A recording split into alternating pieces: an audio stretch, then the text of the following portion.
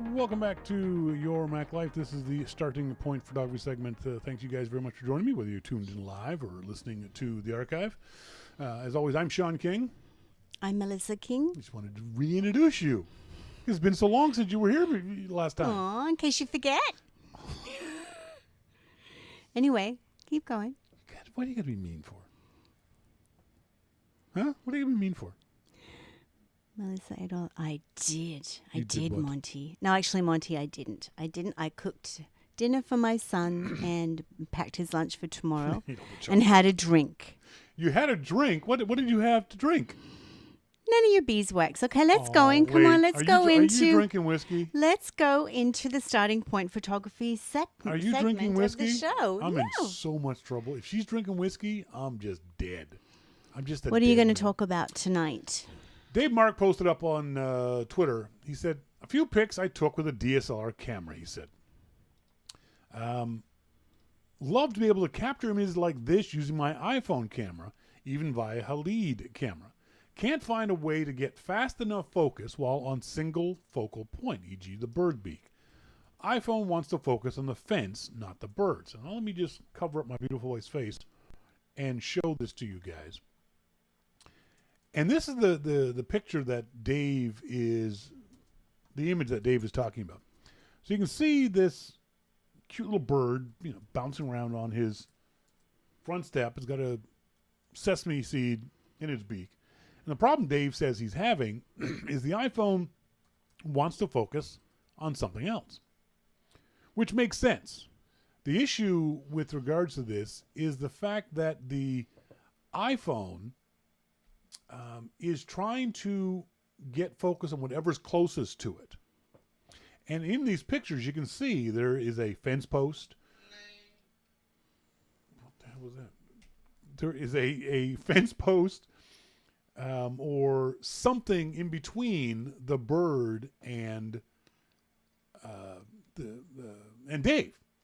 And the iPhone wants to focus on the thing. The iPhone generally, with its autofocus, doesn't know what you think is important. You have to tell the phone what you think is important. The phone Well, don't you use your grid? Yes. If you don't tell the phone what's important, it assumes the closest thing to you is what's important. In this case, the fence post. So what you have to do is you have to, in this regard, tell the iPhone what you think is important. And Melissa, how do you do that? You would use your grid, and then you would get wherever you want well, not in the center, hopefully, your bird, and you would press on your grid, and then the iPhone knows where you want to focus. And then if you even move away from that and go back, it will still focus on that same spot. Mostly right. A little bit wrong. You don't need to have the grid on. The grid can be on or off. It doesn't matter.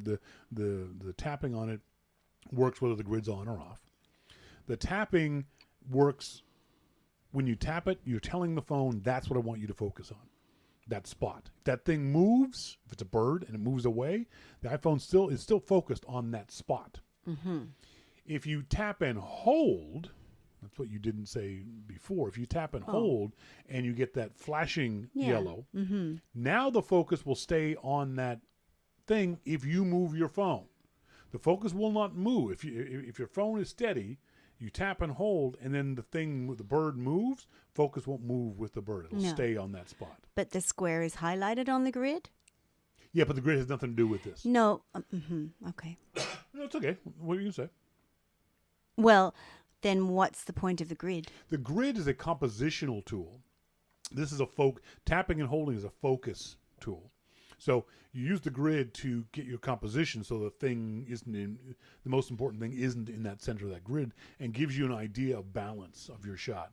So it gives you the idea of the horizon being higher than the dead center. It gives you the idea of you want something's eye on one of those grid intersections kind of thing. Whereas the tapping and holding is a focus thing. Also an exposure. When you tap and hold, then you can change your exposure by sliding up and down. Things will get brighter or darker depending on what you want. Right.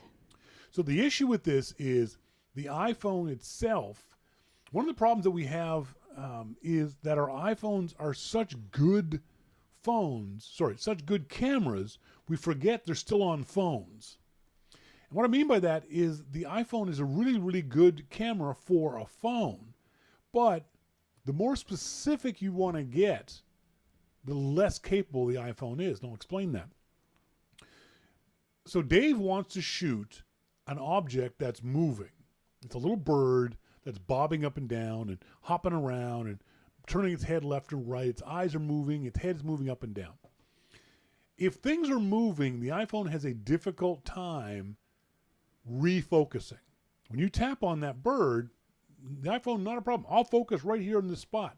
The iPhone isn't focusing on the bird. The iPhone is focusing on that spot in the world. As long as that spot doesn't move, the iPhone will keep focus on that spot. But if something in that spot moves away, the iPhone focus will not follow it. So you tap on the bird's in focus, bird moves away, bird moves out of focus. Because the iPhone is still staring at that spot and focusing on that spot. Does that make sense? Yes.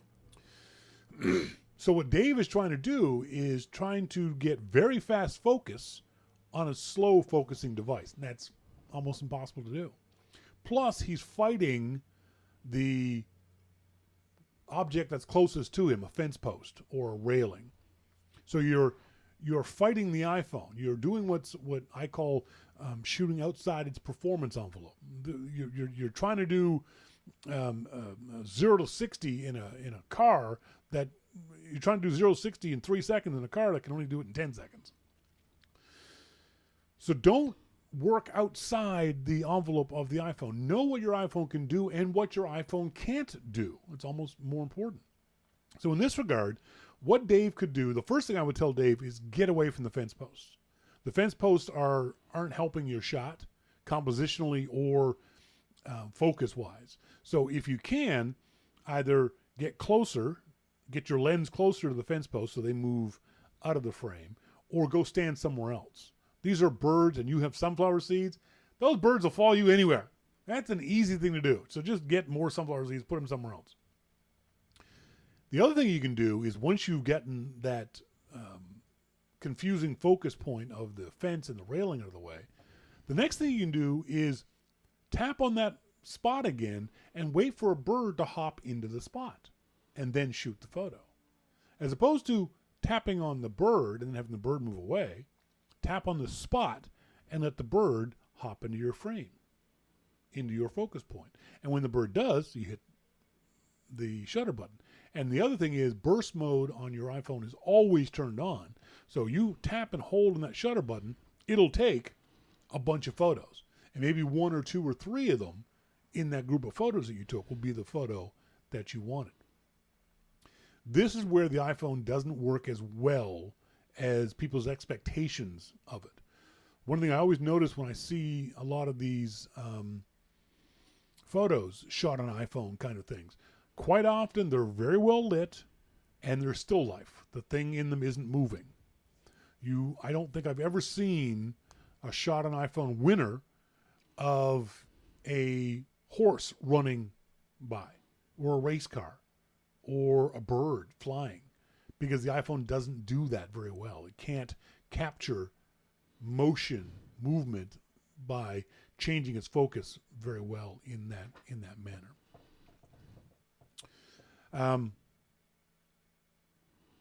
Monty curses burst mode. I know, I hate burst mode. Burst mode used to be something you could turn on and off, and that was great. Mine was off most of the time, but every now and then I would turn it on. Having it on all the time now is... Whoever at Apple made that decision, I would like to punch you in the face. Simple as that. Now, if you have a DSLR, all these problems go away. This is where the niche nature of the iPhone of DSLRs is coming in handy. As you want to take general photos, still life and portraits and things that aren't moving, your iPhone's as good as most beginner level DSLRs. But the more specific you get in the things that you want to shoot, the less capable your iPhone is and the more capable your DSLR is. had a woman. We're teaching our beginning photography class here in our hometown of Gibson's in a couple of weeks, and someone asked me, my son's a boxer. I'd love to be able to take better pictures of him in the ring. And I said, what do you shoot with? She said, an iPhone. I said, that's going to be really tough because having been in many a boxing arena, it's going to be dark. The kids are going to be moving fast. You're going to be sitting a fair distance away. It's going to be very difficult to get good iPhone shots of that situation. But a DSLR, generally, with increasing your ISO, lowering your shutter speed, increasing your aperture, getting a good lens, MacMan. Something like boxing needs a real camera. Real camera is unfortunate way of framing it, but it needs a DSLR. So Dave, Mark, in this case, if he had a DSLR, he could do this thing called continuous autofocus. And what that is you focus on that little bird, and as the bird moves, your camera is smart enough to move the focus with the bird. As opposed to the iPhone, which focuses on the spot, your DSLR will focus on the bird. And so when the bird moves around, the autofocus moves around. It's called continuous autofocus. And it works really well on things like that are moving in a either left to right to you, right to left, or back and forth, or even up and down for that matter. So that's an example of where the iPhone gets beaten to death by DSLR. Low light conditions and fast moving things, or even slightly quick moving things, not even fast moving things like a bird. So if you have a DSLR and you want these kinds of shots, look at how to change your focus to what's called continuous autofocus. And you'll see that it'll move around as it's looking for the bird jumping around. Your focus point will move around. Also, turn on burst mode on your DSLR to capture those shots. Was that clear? Well, I think trying to take a photograph of a bird under any circumstances is very difficult. So, and I know that. Yeah. We had two. What did you guys figure out what kind they were? We thought they were barred owls. Barred owls, not barn owls? Barred. Oh, well, I thought you guys were saying like barn. barred on the beach. Oh, I didn't know it. Well, BARRED, sorry. No, not like barred on the beach. So barred owls. So we're lying in bed a couple nights ago. Melissa goes, look. And she points out the window, and sitting in the tree that's out here was this fair-sized, cat-sized? A bit bigger than a raven, I would say. Raven-sized owl sitting inside our window. And another owl came and sat down. It's beautiful. Didn't even try to take a picture. No. Utterly no point with the iPhone to try to take a picture of that. It was dark. It was after sunset. It was full dark outside. No, we could have, if it was light enough, we could have got quite beautiful photographs of them. They weren't moving. It wasn't full dark because we could see them silhouetted against the sky. So it was blue hour, late blue hour. But there was no point taking an iPhone shot. Oh, no, not at all. How would you have taken a picture of them? I would have put the lens right up against the glass of the window. What I would have done is you would have had to coordinate this with somebody who had a flashlight. And I would be burst moding the spot where the owl was and then have someone turn a flashlight on. Oh, at that time of night? Yeah.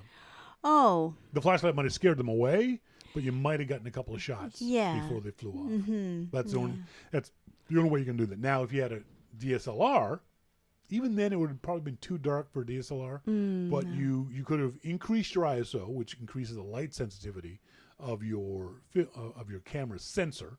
So rather than it being at, say, 100 ISO, that light, you probably have to blow it all the way up to 3200 ISO to make it very, very light sensitive, and you still probably wouldn't have gotten the shot.